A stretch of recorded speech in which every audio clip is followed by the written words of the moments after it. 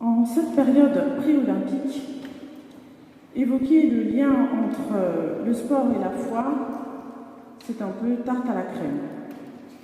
Je pense que tout a déjà été dit. Alors, qu'avais-je à vous partager de plus?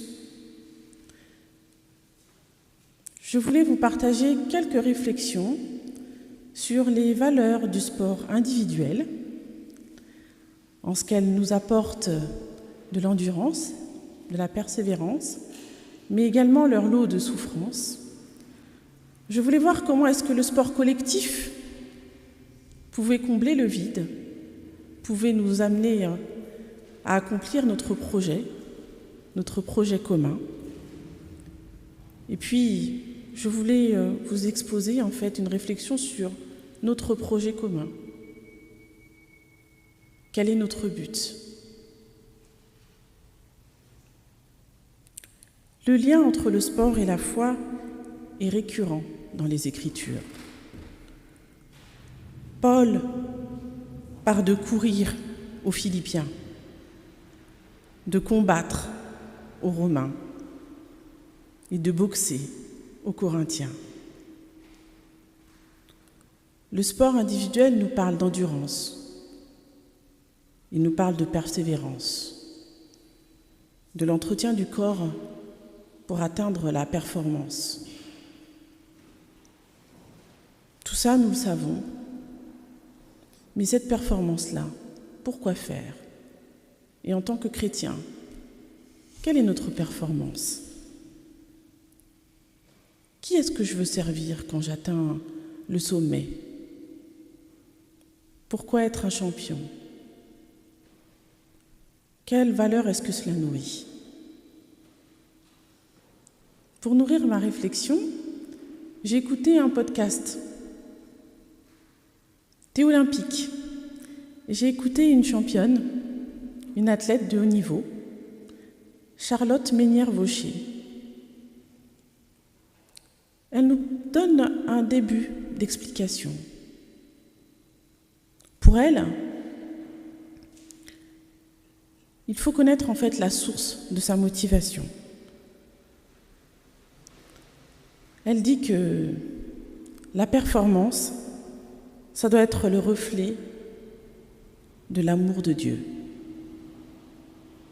En fait, elle nous pose la question de la notoriété, de la glorification et de la starification du champion. À quoi bon être célèbre? À quoi bon avoir du pouvoir s'il n'est pas mis à la disposition des autres? Cette dimension du sport, du pouvoir et de la notoriété, elle est présente.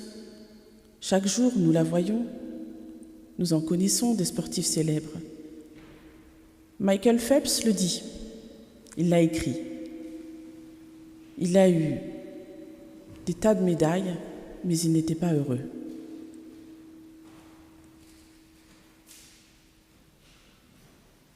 Alors, me direz-vous,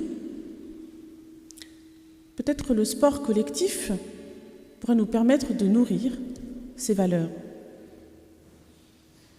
ce partage.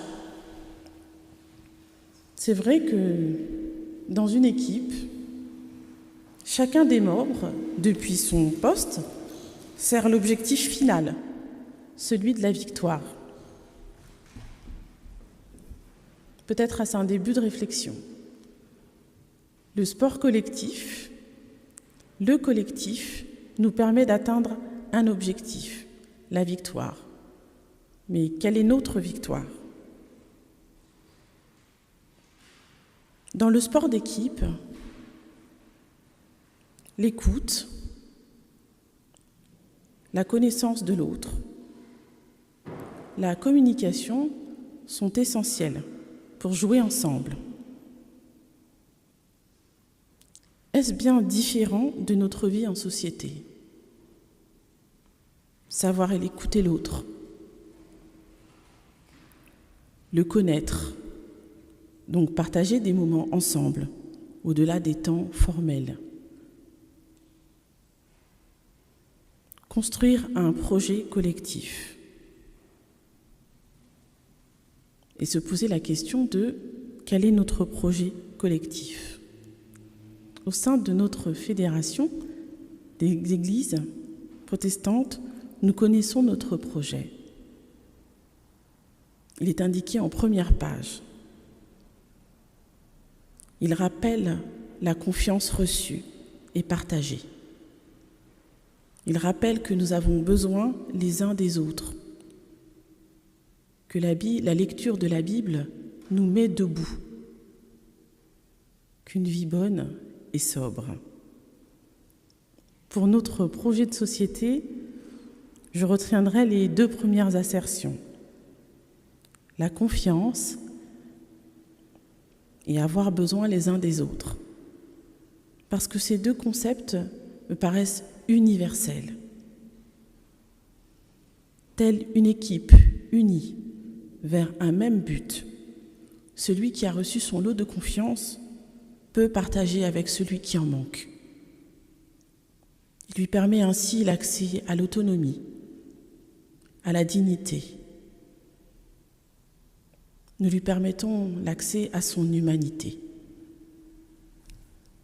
Comme dans une équipe, si je sais que l'on me fait confiance, que mes choix seront entendus, alors je peux exprimer mes capacités, je peux participer au but commun.